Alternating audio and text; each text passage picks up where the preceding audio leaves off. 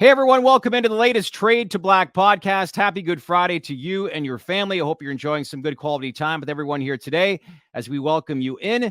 In today's podcast, we're going to highlight the biggest things that really grabbed our attention in this space in the first 90 days. Q1, it's already in the books. What were they? There's some interesting things that we're going to target and tackle. So leave some comments below on what you thought were the biggest moments of the first 90 days. So let's welcome in here on a Good Friday, as usual, TDR co-host Anthony Varell. Good to see you. Hope you and the family are doing well. Yeah, doing well. Nice long weekend. Headed to Disney World, exactly where I want to be spending my Easter weekend. Disney World. So, yeah. Wow. Who made the plans for Disney World? House of Mouse. My wife.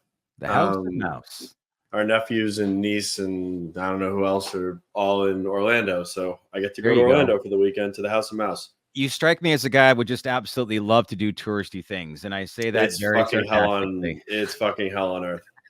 I absolutely hate the Magic Kingdom in Disney World. There's nowhere I'd like less. Best of luck. We'll see if some of that ginger's gray by next week. But let's welcome in Gaup. I would literally rather be hanging out at the offices of Sam all weekend than going to Disney World. I've heard some interesting stories. A great deal of patience. You got to be at that place, but right, it's all about the kids this weekend. But Gaup, good to see you, and I'm sure you can relate. I'm sure the little one is probably excited for the Mr. Easter Bunny this Sunday. But happy to see you on a Good Friday. Hope you're doing good. Yeah, what's good, guys? Awesome back-to-back Florida shows. Wednesday with Brady was a banger, and then to follow that up with the deep dive with Anthony C. It was awesome to sit back and watch and comment. Yeah, your fake intro, Shad, and Anthony going on about Disney. I could listen to that all day, but let's get into some news and talk about Q1. Yeah, well, let's start first before we get in. As I said off the top of the podcast, we want to highlight the biggest developments in this industry in the first 90 days. Where does time go? We're already 3 months into 2024. Yesterday, some interesting news. Well, there was really no news, and we've talked about this a number of times, so no need to rehashing this and diving deep into it. But I do want to say, with the Supreme Court not really commenting, or they didn't comment on cannabis at all, Anthony, many believe it's a step closer for adult use being included on the ballot. So what's next? Before we jump any conclusions and people think this is going through, what is the true definition of them commenting on? No decisions have been made other than the fact that you said the shot clock's going to run out. So what can we expect next? So they have to give a decision by midnight on April 1st. That is 100% fact. It could be an out of session or out of schedule announcement. I don't understand how that's really going to work with the holiday and why they wouldn't just render. They're not going to decide any differently between now and Monday. If they're going to give some sort of snap decision, and it would have made sense if they were going to rule on it to give it on Thursday at the 11 a.m. Releasing of their information. So I'm sticking with, we're not going to hear anything. Time's going to elapse, and then it's going to go to the ballot, and we'll be sitting here on April 2nd, not hearing anything from the Florida Supreme Court. You called it, and I think a game of golf is riding on this with Mr. Anthony Cogniglio. So hopefully we get a chance to play around with him when we're down at the Benzenga conference in a couple of weeks. But Kim Rivers, Squap, she had some interesting stuff, an important tweet that outlined the process of it all, along with Republican House Representative Anna Escamani. Hopefully I'm pronouncing that correctly. So what did they outline in their tweets to give people a better understanding as to, what was quote unquote not announced, but in some ways wasn't news? Yeah, my take's the same as Anthony's here. I'm wearing a Florida shirt, but he lives in Florida and he really is following this pretty closely. But yeah, I think Kim, in summary, reminded us that the shot clock really runs out at the end of April 1st. So, like Anthony, like Kim, I think maybe I took a ceremonial toke at 11 a.m. on Thursday. Did you? But the big bong rip celebration will be when the shot clock runs out April 1st, for sure. That's when you can, I think that's when relief and understanding of the decision will really sink in. Right now, we're sort of in that awkward limbo, waiting for the shot clock to run out. So no premature celebration. Like, this industry is very prone to that. So we're protecting ourselves. All right, Yeah. so we're T-minus 3 days, little over 3 days. Monday night, early Tuesday morning. That's the next step. So again, no news, good news, or they have to comment, excuse me. And hopefully, and I think many people believe this will be included on the ballot, but nothing is obviously finalized until we hear the actual words, which we're all very accustomed to hearing and waiting for in this space for many years outside of even this announcement. But we're used to this sort of thing. What's another 3 days, right? One of the things I think we want to dive into, as I said before, we like doing these sorts of things at the end of the quarter, the end of Q1. So let's highlight some of the biggest announcements that were good here on a Good Friday, no pun intended. But when we think of the top 5 developments, let's start out with number 1. Anthony, I'll begin with you. What do you think was the biggest thing that stood out to you in the last 90 days that pertains to this industry? Yeah, I would say the most impactful is probably the True Leave tax refund that was brought to light on their earnings call. $113 million in tax refund going into the bank account of True Leave. Not only was this big for True Leave itself, but it also kind of gave a lot of the other MSOs guidance on how to proceed forward with their tax strategies. Yeah. This could be capital that finds its way into these businesses that then can go into different initiatives, whether it's CapEx, whether it's paying off debt, shoring up the balance sheet. This was a very big announcement that no one saw coming, to be completely honest. Yeah, and I think, well, there's a lot of questions that beg the question. Is there more companies that are going to go this route? I know Kim took a lot of flack back in November, but she, in the end, looked pretty smart and clever with the decisions that she made, which we add in some of the stuff that's developing in Florida, 133 stores, the initiatives that she's been building to bring that across the line, and then getting a tax, basically return from the IRS as the money that you've indicated. You suddenly realize that she knows what she's doing, I think. Yeah. Gaup, number 2. What is the second biggest thing that stood out to you over the last 90 days? Yeah, big congrats to Deutschland, Germany. Yeah. I mean, finally legalizing it. We did premature celebrate a little bit, and then the 2 government branches there worked things out, and things are proceeding as planned.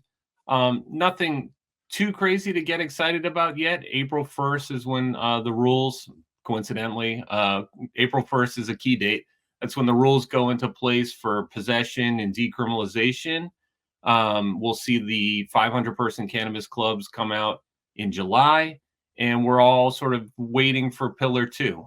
It's going to be a pretty robust medical market. If you look back at that Pablo interview we had, with 1% medical penetration rate, as Anthony likes to say, there's going to be a pretty, $1 billion market there. And so that's nothing to sneeze at. There's a lot of LPs and other companies like Curaleaf that have exposure to Germany and are going to be exporting there. So it's going to be a huge market. EU is going to be huge. All eyes on Germany. Everyone waits to see what they're doing, and it's all systems go. So let's go. Found it interesting. Boris Jordan from Curaleaf was interviewed on CNBC this week, and they asked him, give me a comparison as to how big the German market is right now in comparison to, say, one of the states in the U.S., and he actually used Florida as an example. Is that a little bit of a stretch, Anthony? No? Early Florida. It's 4 times the size. Yeah. Yeah. I mean, I'll let Boris is right. I'm not going to argue against him. It's probably symbolic of an early Florida. Right. I don't know if it's an over a $2 billion market right now in Germany. I don't know enough about Germany from a granularity perspective to make a call if he was right or not. Yeah. If it is, though, then it's got pretty good growth prospects, as you'll start to see that medical patient, you'll start to see that penetration rate of the medical patient start to scale up as doctors loosen their, I guess, anxiety around writing prescriptions for medical marijuana, as it's now off the narcotics list. Yep. Well, if anyone knows that market probably just about as good as anyone, it's him, and he obviously understands the growth strategy. So I'm sure there's some valid points that why he made those comparisons. Yeah. All right, number 3. I've got a couple of things that I've outlined, but I'd like to hear it from you guys. Gaup, what's your third biggest development over the last 90 days? It's more of an emotional cannabis industry homer pick here. Blumenauer's speech. I don't know. That lit me up. Then watching Sab's satirical take as we did on I seeded all my mic drop time Friday at the end of the show to that satirical take on it. I don't know. That just got me fired up. It felt like he was speaking from the heart. I know it's easy to look at politicians and what they say and just think they're words, but I really felt that one. I And felt it that felt like too. he was speaking for the whole industry. He's pissed off. We're pissed off. He thinks all this stalling and waiting. I mean, we're decades overdue, but we're also overdue within this administration for some action already. So, same thing with Germany, like get Pillar 2 done. Blumenauer was saying, do what you actually promised. Well, I think when a lot of these people start advocating, it's like, where's this industry going to grow? How much is it going to grow? What kind of revenue? What kind of jobs? All these things start to come to fruition. You start to understand what the industry represents, both from a social equity standpoint, from a business standpoint. And I think all stars aligned that day where he basically said, okay, everything that I've been advocating, this is actually what's happening. And the time to move is now. And the timing, I think, was right. But to your point, speaking from the heart, 100%. I don't know if you guys ever saw WrestleMania 3 between Hulk Hogan and Andre the Giant, Not. 1987. I missed Hulk that one. Hogan picks up this 525-pound Andre the Giant and body slams him. That was Blumenauer of 6, 7, 8 years of frustration. Bam. Yeah, I think, what is this, his last term in office? I think so, yeah. It felt a bit like, when some of the all-time greats have a final season that they really kind of drain the tank or, let it all out there. Yeah. That's what it felt like to me. Yeah. Oh, it definitely was that. That Yeah. was him. That was him going scorched earth on his way out. Yeah. Yeah. All right. Emptying the chamber, whatever you want to call it. Yeah. Number 4, how quickly we can forget when this actually happened on a date. We were trying to figure this out, putting the scripts together, but it, blew the doors off everything in the industry. But HHS, unredacted document. Anthony, that's number 4 for you. Yeah, so I mean, this was big. I mean, I would have ranked this higher if we'd actually seen the impact of it as of today, but we still have not. We're still waiting on the DEA. We're still waiting on Schedule 3. And I mean, it's yet to be determined how high of an impact this document is going to have across the cannabis sector. Obviously, this was very important and monumental, as it said the quiet part out loud, validated cannabis to a certain degree from a medicinal standpoint, also created conversations around cannabis being analogous to alcohol. So, I mean, this did a lot of heavy lifting for us. Yeah. This was huge. But is it strong enough to get Schedule 3 done? And is the DEA and the administration going to get Schedule 3 or going to get cannabis rescheduled? That is yet to be determined. This easily could be the most important thing that ever happened to the cannabis sector if we get these rescheduling on the back of this HHS recommendation. Thank God for Don Murphy, that provides a little bit of a roadmap and understanding as to what's going on in Washington. If we didn't have him, man, we would be. Well, if we didn't have this document, I think the entire sector would be shook. Yeah, because we'd all be getting. But the reality is that we do have the document, but it's like understanding. We'd all be guessing. I mean, if we were still guessing as per what the recommendation actually said, and with the current things that we've seen from the administration, with the fake Kamala Harris map, with them already saying that they've already done things to right the wrongs of the cannabis industry. I don't know about you, but I could speak for myself, but I would be very, very hesitant to deploy capital and to still keep marching on with the story of rescheduling if we didn't have that redacted document and actually saw what it said. But we do. But my point is like, since that time, it's good to have obviously somebody on like Don just to kind of see how things are developing, because he feels confident that rescheduling will happen along with safe banking before the end of the election. I'm not saying that he's right, but it leaves hope. And that's all we can really ask for at this point within the industry. But sometimes hope's not the only thing that you could have, especially when you got investor dollars on the table, right? Yeah. All right. Number 5. number 5. Well, it just happened actually 2 weeks ago, as of today, and it's the Vice President Kamala Harris in a roundtable discussion. Anthony, This was big. I mean, was big. She looked in the camera and she validated our claims that the DEA needs to reschedule cannabis. yeah, This was great.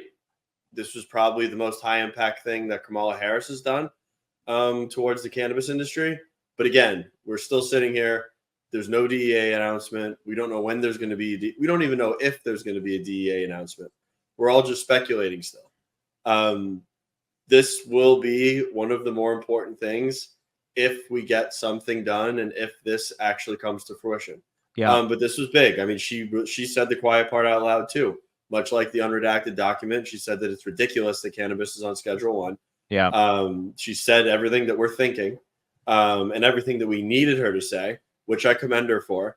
But like we all keep saying, this doesn't mean anything unless there's action at all.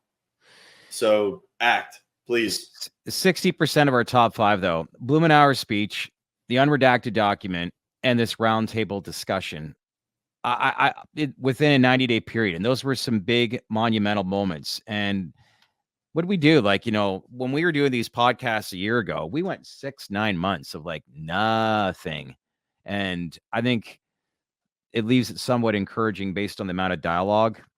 But when we were at the Benzinga conference a year ago, I forget the politician that was at Jason Wild's place. Dean Phillips, yeah, that was who it was. Phillips. But encouraging people to go to Washington to like speak more about this. But I feel like maybe those people aren't doing it, but there's more and more conversation that's starting to manufacture in Washington, which is all you can really hope for and ask for at this point. It's great. Yeah. It's great, but conversations aren't going to help us. No, I think conversations, yeah, they will help us, but it's just a matter of the right conversations. What were you going to say, Gaup?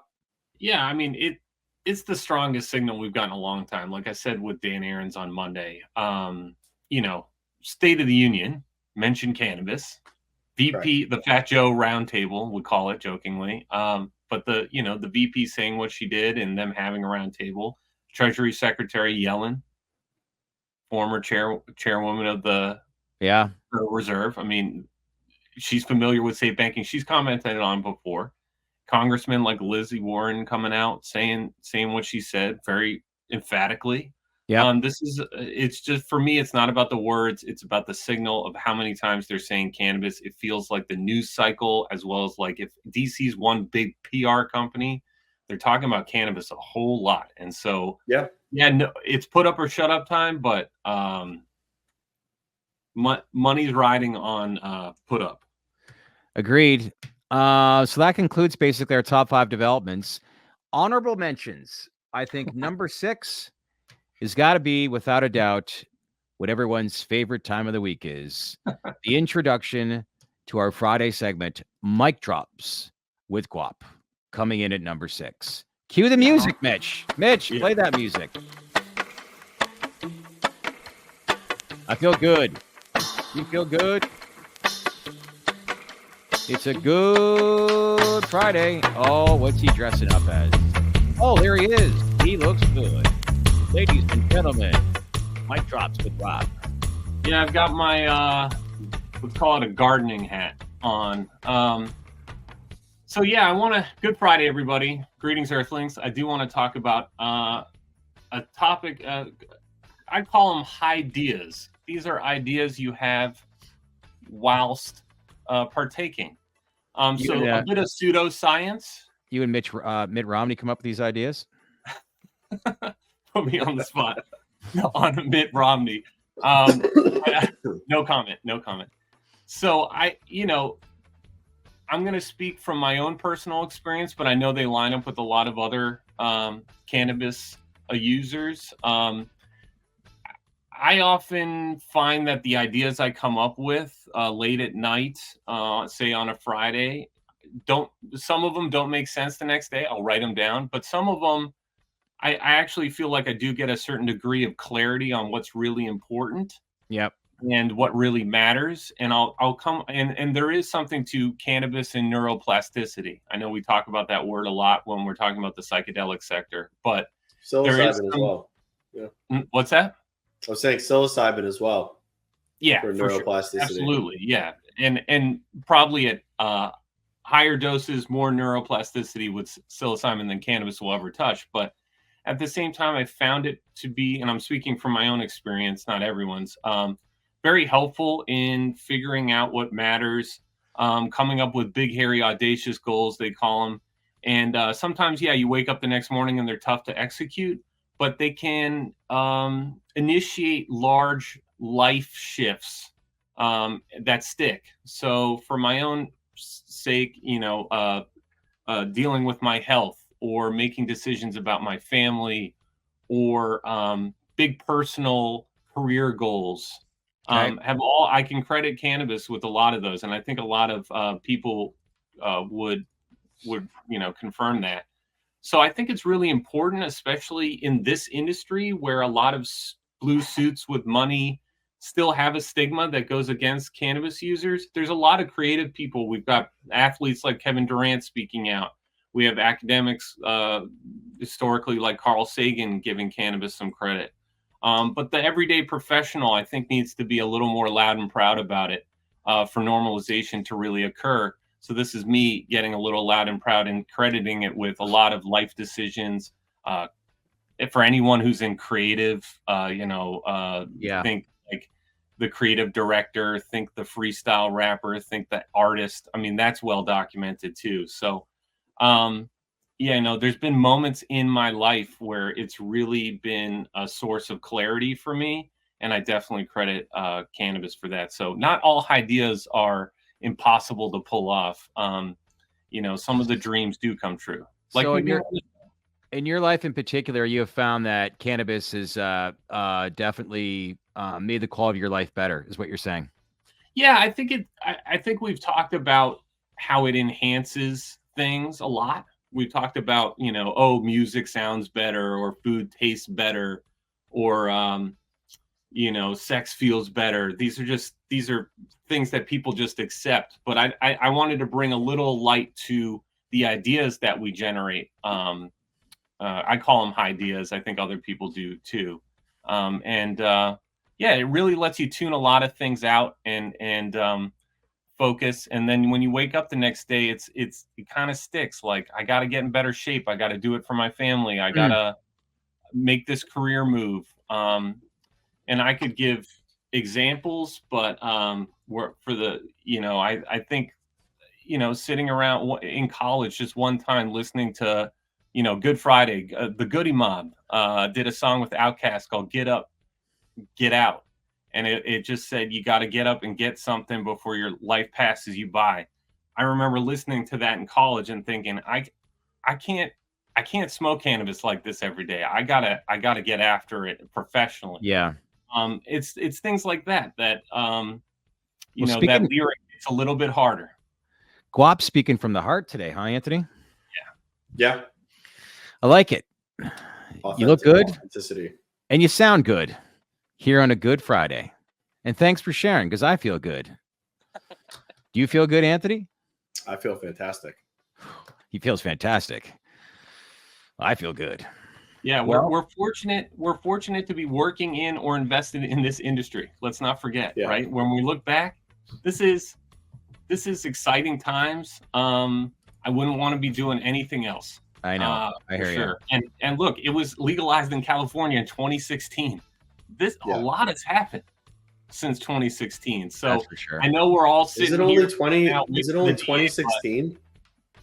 Yeah, Prop 64. It's not. It seems so much longer ago than that. Like we said all along. Gray hairs, 6, 7, 8 years in this space feels like a long time. That's for sure. Yeah. Well, listen, appreciate the mic drop with you, my friend, and I appreciate you sharing and being open like that. That was great. I'm glad to see, hopefully some people can relate to you, which I'm sure there are, that people that are watching this. To all of our audience out there, as I said, I want to wish everybody out there a happy long weekend, happy Good Friday, happy Easter. Hope you enjoy some time with the fam. As usual, like I always say, smash that like button, click on the latest bell, or I should say, click on that bell for the latest notifications as we bring on some pretty big time guests. We're just getting started. Nancy Mace coming up next week on Wednesday, and the following week, as we said before, we're headed to Washington. It's going to be a big couple of weeks for us. And then we're actually in Florida the following week in a Mercedes cargo van down the A1A, interviewing the biggest people in the space. What a life, right? Cargo van makes it sound not glamorous. It's pretty nice. Yeah, it's a sprinter. It's a sprinter van. Not, you make it sound like one of those Chester the Molester vans. Like we're driving around a Chevy got some edibles. Come on in. Yeah, it's like, I got candy, kids. I got candy, kids. Come on in the side door. The thing is that conference was work. I'll be honest with you. I made a mistake. I don't feel so good anymore.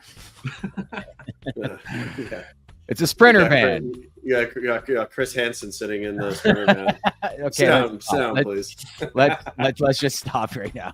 Oh, Jesus. Yeah, we're cutting that part out, Anthony. I'm sorry. Yeah. Oh my God. Anyways, smash that like button. Leave lots of comments. As we said before, the more comments, the greater chances this video has it going viral. YouTube loves lots of comments. So we appreciate everybody's feedback. I also want to mention Sunday nights, we're going to have a nice podcast with Dan the Chartman. Quick recap of how the stocks performed this week and what we can anticipate going into the Monday open. That'll be at Sunday night at 8 o'clock with Dan the Chartman. Make sure to log on to dalesreport.com as well and subscribe to our daily Baked In newsletter.